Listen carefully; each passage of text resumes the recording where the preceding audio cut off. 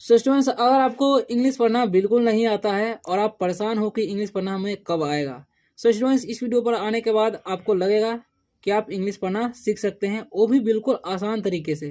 क्योंकि इस वीडियो में हम आपको एक एक वर्ड का मीनिंग बताएंगे, जिससे आपका वोकैबुलरी अच्छा होगा और जब भी किसी स्टोरी को आप पढ़ेंगे तो आपको उसका मतलब भी समझ में आने लगेगा। और एक एक वर्ड का उच्चारण भी लिखेंगे, जिससे आपको वर्ड का सही उच्चारण मालूम होगा, जिससे आप किसी वर्ड को सही तरीके से पढ़ पाएंगे।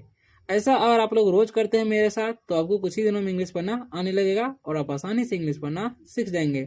अगर आप लोग वीडियो पर नए आए हो तो वीडियो को लाइक कर दीजिए और चैनल को सब्सक्राइब अवश्य कर लीजिए, ताकि आप आसानी से इंग्लिश पढ़ना सीख सके। तो चलिए वीडियो को स्टार्ट करते हैं। अगर कोई डाउट होता है तो आप कमेंट करके पूछ सकते हैं। तो आज का जो हमारा टॉपिक है वो है बॉयज विल बी बॉयज, यानी कि आज का जो टॉपिक है थोड़ा फनी टाइप का होने वाला है। ठीक है, तो चलिए पढ़ते हैं। यहाँ पर लिखा हुआ है BOYS। ठीक है, तो बी से क्या होता है बॉ। ठीक है, ठीक है, बी से क्या होता है बॉ। ओके, और यहाँ पर OY है तो उसका उच्चारण हो जाता है आय, तो बॉय।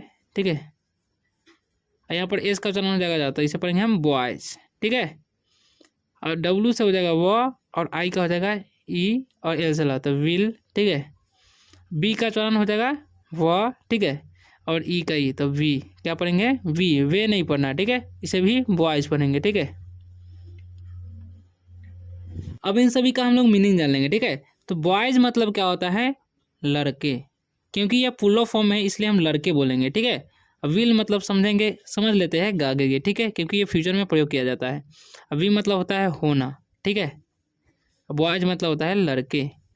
ठीक है, अब इसका हम मीनिंग क्या निकालेंगे, यानी कि इंग्लिश टू हिंदी ट्रांसलेशन करेंगे तो बॉयज विल बी बॉयज, यानी कि लड़के लड़के होते हैं, या ऐसे भी बोल सकते हैं लड़के तो लड़के होते हैं। ठीक है, अब फर्स्ट लाइन है हमारा आई रीच्ड। देखिए इसे हमें पढ़ना कैसे है वो देख लेते हैं। ठीक है, तो आई अकेला है इसलिए हम इसका उच्चारण आई ही करेंगे। ठीक है, REACHED है। ठीक है, तो देखिए EA साथ में रहेगा तो आर से तो हो जाएगा र। ठीक है, और EA का हो जाएगा दीर्घी। ठीक है, EA रहेगा तो ई का उच्चारण दीर्घी हो जाएगा, ये आपको याद रखना है। ठीक है, और CH से क्या हो जाएगा च, और ED है तो ड, तो रिच्ड। ठीक है, तो इसे पढ़ेंगे हम रिच्ड होम। ठीक है, इससे क्या हो जाएगा ह, और ओ का उच्चारण हो जाएगा ओ। ठीक है, एम से हो जाएगा म। ई का उच्चारण यहाँ पर नहीं होगा क्योंकि सेकेंड में ओ है और लास्ट में ई रहता है, और ओ का उच्चारण ओ हो जाता है और ई का उच्चारण नहीं होता, तो होम पढ़ेंगे। ठीक है, अब एल से क्या हो जाएगा ल, और देखिए LAT है तो इसे लाटे नहीं पढ़ना। ठीक है, इसे पढ़ेंगे हम लेट, क्योंकि लास्ट में ई है और सेकेंड में ए है। ठीक है, तो ए का उच्चारण ए हो जाएगा, टी से ट, तो लेट पढ़ेंगे। ठीक है, AN साथ में रहेगा तो उसका उच्चारण ए हो जाएगा, एन से न, और डी का ड, एंड डी से हो जाएगा ड, और ए का उच्चारण हो जाएगा ए, और डी से ड, तो डैड। और ASKD है तो आस्क, तो इसे पढ़ेंगे हम आस्क। ए का उच्चारण आ हो जाएगा और एसके का हो जाएगा आस्क। ठीक है, आस्क, ED से आस्क। ठीक है, मी, इसे मे नहीं पढ़ना, इसे हम लोग पढ़ते हैं मी। ठीक है, ई का उच्चारण ई हो रहा है। अब देखिए आई से क्या होता है, आई का मतलब होता है मैं। ओके, रिस्ट मतलब होता है पहुंचा। देखिए रिस्ट मतलब होता है पहुंचना, रिस्ट मतलब होता है होगा पहुंचा, क्योंकि ये वर्ब का दूसरा रूप लगा हुआ है। ठीक है, अब देखिए होम मतलब होगा घर, लेट मतलब होता है देर, एंड मतलब होगा और, डैड मतलब होगा पिता। ठीक है, आस्क मतलब होता है पूछा, क्योंकि ये वर्ब का दूसरा रूप है तो हम पूछा समझेंगे। ठीक है, मी मतलब होता है मुझे या मेरे भी होता है। ठीक है, अब हम इसका इंग्लिश टू हिंदी ट्रांसलेशन करेंगे। ठीक है, आई रीच्ड होम लेट, यानी कि मैं घर पर देर पहुंचा। ठीक है, यानी कि लेट से पहुंचा। एंड, और डैड आस्क्ड मी, और पिता मुझसे पूछते हैं। ठीक है, या पूछे। अब यहाँ लिखा हुआ है WHERE। ठीक है, तो इसे पढ़ेंगे हम वेयर। ठीक है, वेयर, ERE रहता है तो उसका उच्चारण ए हो जाता है। ठीक है, यहाँ पर भी वेयर पढ़ेंगे, या वर्ड भी पढ़ते हैं। ठीक है, यू। ठीक है, मी वॉज इन फ्रेंड्स, इसे पढ़ते हैं हम लोग फ्रेंड्स। ठीक है, क्योंकि स्टॉपियस लगा हुआ है। ठीक है, अब एस से हो जाएगा हा, OU रहेगा तो उसका चरण आ हो जाएगा। ठीक है, तो हाउ, SE से स, तो हाउस पढ़ेंगे। ठीक है, अब हम इसका इंग्लिश मतलब इसका मीनिंग जान लेंगे। ठीक है, वेयर मतलब होता है कहाँ, और वेयर मतलब होता है थे। ठीक है, और यू मतलब होता है आप या तुम, मी मतलब होता है मुझे, वाज मतलब होगा था थे थी, इन मतलब होता है मैं, ठीक है। फ्रेंड्स मतलब होता है दोस्त, ओके। और हाउस मतलब होता है घर, और स्टॉपियस लगा रहेगा तो उसका मतलब होता है का के की, ठीक है। तो फ्रेंड्स है यानी कि दोस्त के, ठीक है। अब हम इसका इंग्लिश टू हिंदी ट्रांसलेशन करेंगे, ठीक है। अब देखिए, वेयर आर यू यानी कि तुम कहाँ थे, कौन पूछे, पिताजी। तो मैं जवाब देता हूँ me was in friends house, ठीक है। अब देखिए यहाँ पर मिस्टेक क्या हुआ है, यहाँ पर छापने में मिस्टेक हो गया, यहाँ पर आई होना चाहिए, ठीक है। तो I was in friends house यानी कि मैं अपने दोस्तों के घर था, ठीक है। अब आगे हम पढ़ेंगे, इसे पढ़ते हैं हम लोग इन, ठीक है। इन फ्रंट, इसे पढ़ेंगे फ्रंट, ठीक है। ओ का उच्चारण यहाँ पर अ हो रहा है, ठीक है। तो फ्रंट, फ्रंट नहीं पढ़ना है।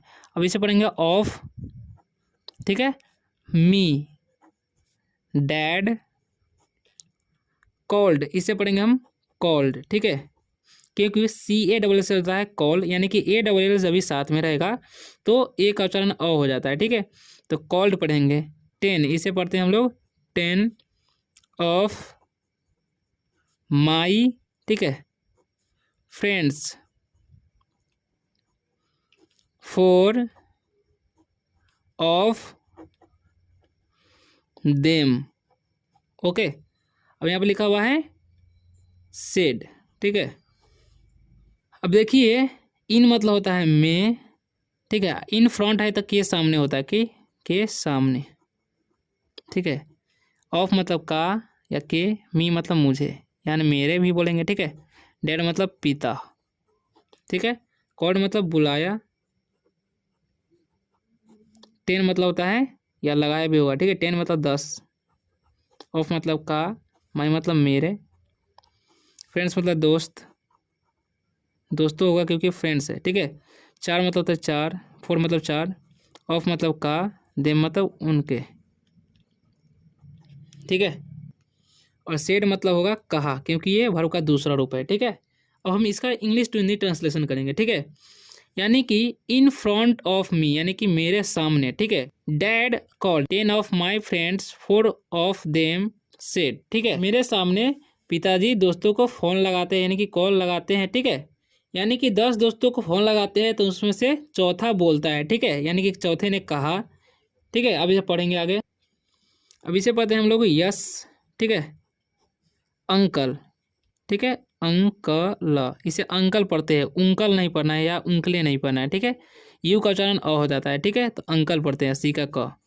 अब इसे पढ़ेंगे ही, हे नहीं पढ़ना है। वॉज हेयर, यस मतलब होता है हाँ, अंकल मतलब चाचा, ही मतलब वह, वॉज मतलब था, हेयर मतलब यहाँ, ठीक है। यानी कि उनमें से चौथा बोलता है yes uncle he was here, हाँ अंकल यह यहाँ था, ठीक है। सेकेंड यानी कि दूसरा, ठीक है। इसे मतलब टू, ठीक है। इसे पढ़ते हैं हम लोग to, said, said he just, इसे जस्ट नहीं पढ़ते हैं, यू का उच्चारण अ होता है इसलिए जस्ट पढ़ते हैं, ठीक है। लेफ्ट, ठीक है, ठीक है। अंकल, अंकल पढ़ना है, ठीक है। अब हम इसका मीनिंग जान लेंगे, ठीक है। टू मतलब होता है दो, सेड मतलब कहा, ठीक है। ही मतलब वह, जस्ट मतलब अभी, लेफ्ट मतलब होता है जाना, ठीक है, चले जाना, ठीक है। अंकल मतलब चाचा, ओके। अब इंग्लिश टू हिंदी ट्रांसलेशन कर लेते हैं। टू सेड यानी कि दूसरा ने कहा, यानी कि दूसरे दोस्त ने कहा। ही जस्ट लेफ्ट यानी कि वो अभी गया है। अंकल यानी कि वह अभी गया है, अंकल यानी कि चाचा जी वह अभी गया है, ठीक है। अब थर्ड यानी कि इसे पढ़ते हैं हम थर्ड, या थर्ड ही पढ़ेंगे, ठीक है। थर्ड, इसे पढ़ेंगे हम थर्ड ऑफ देम सेड, ठीक है। He is here only uncle, ठीक है। स्टडिंग, स्टडी, ठीक है, स्टडिंग। अब स्टडिंग कैसे पढ़ें, यू का उच्चारण यहाँ पर अ हो रहा है, ठीक है। और आई एन जी से तो इंग हो जाएगा। तो 3 मतलब होगा तीसरा बोलेंगे, ठीक है, तीसरा या 3, ऑफ मतलब का, दे मतलब उनमें से, उनके, ठीक है, सेड मतलब कहा, ही मतलब वह, इज मतलब है, हेयर मतलब यहाँ, ओनली मतलब होता है मात्र, ठीक है, या सिर्फ भी बोलेंगे, अंकल मतलब चाचा, स्टडिंग मतलब होता है अध्ययन करना, ठीक है, अध्ययन, आईएनजी लगता है तो रहा था, रही है, ऐसा लगता है, ठीक है, तो इसका मतलब हो जाएगा अध्ययन कर रहा बोलेंगे, ठीक है। अब हम इसका इंग्लिश टू हिंदी ट्रांसलेशन करेंगे। ओके, अब देखिए 3 ऑफ देम सेड, यानी कि उनमें से चौथा बोला, यानी कि तीसरा बोला, सॉरी, उनमें से तीसरा बोला, he is here only uncle studying, यानी कि वो यही है, सिर्फ अध्ययन कर रहा है, यानी कि मात्र पढ़ाई कर रहा है, ठीक है। अब देखिए, अब आगे हम पढ़ते हैं, ठीक है। देखिए SHALL इसे हम पढ़ते हैं हम लोग सेल, ठीक है, आई गिव इसे पढ़ते हैं हम लोग गिव, गिवे नहीं पढ़ना है, ठीक है, हिम द फोन। ओके, देखिए सेल का मतलब गागे की समझेंगे, क्योंकि ये फ्यूचर में बोध होता है इसका, ठीक है। आई मतलब होगा मैं, गिव मतलब होता है देना, हिम मतलब उसे, द का मीनिंग होता है फोन, मतलब होता है फोन, ठीक है, या हाँ चलिए तो बोलते हैं। अब इंग्लिश टू हिंदी ट्रांसलेशन करेंगे, shall I give him the phone, ठीक है। अब इसका मतलब होगा, देखिए shall I give him them phone, यानी कि क्या मैं उसे फोन दूँ, ठीक, एक लड़का बोल रहा है, ठीक है। अब देखिए, अब इसे पढ़ते हैं वन, ओके, इसे वन पढ़ेंगे, one of them went an extra, ठीक है, ऐसे पढ़ते हैं एक्स्ट्रा, ठीक है, एक्स्ट्रा माइल, ठीक है, मिले नहीं पढ़ना है। देखिए लास्ट में ई है ना, और सेकंड में आई है, तो आई का उच्चारण आई हो जाएगा, ठीक है, और ई का साइलेंट हो जाएगा, तो माइल पढ़ेंगे, टू से, ठीक है, इसे पढ़ते हैं हम से।